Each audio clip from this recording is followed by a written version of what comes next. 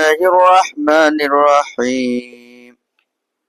ইযা জাআ নাসরুল্লাহি ওয়াল ফাতহ, যখন আল্লাহর সাহায্য এসে যায় এবং বিজয় লাভ হয়।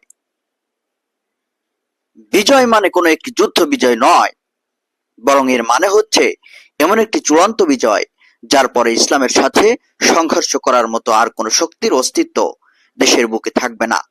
এবং একথাও সুস্পষ্ট হয়ে যাবে যে বর্তমানে আরবে এ দিনটি প্রাধান্য বিস্তার করবে।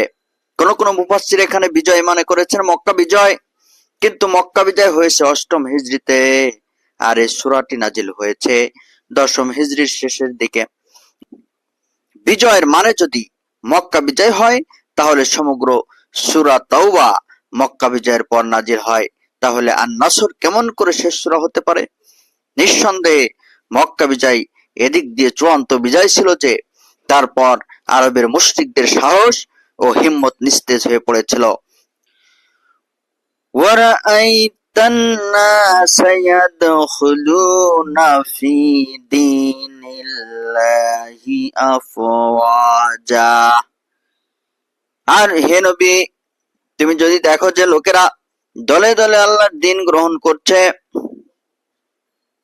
অর্থাৎ লোকদের একজন দুজন করে ইসলাম গ্রহণ করার যুগ শেষ হয়ে যাবে, তখন এমন এক যুগের সূচনা হবে যখন একটি গোত্রের সবাই এবং এক একটি বড় বড় এলাকার সমস্ত অধিবাসী কোনো প্রকার যুদ্ধ বিগ্রহ এবং চাপ প্রয়োগ ছাড়াই স্বতঃস্ফূর্তভাবে মুসলমান হয়ে যেতে থাকবে।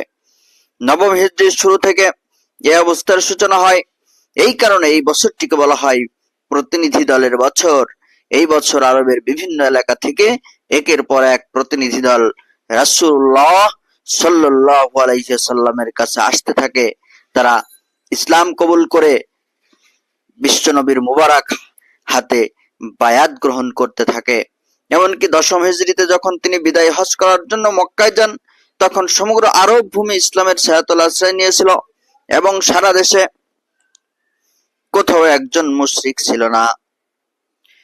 ফাসাব্বিহ বিহামদি রাব্বিকা ওয়াস্তাগফিরহু ইন্নাহু কানা তাওয়াবা। তখন তুমি তোমার রবের হামদ সহকারে তার তাসবিহ পড়ো এবং এবং তার কাছে মাগফিরাত চাও, অবশ্যই তিনি বড়ই তওবা কবুলকারী।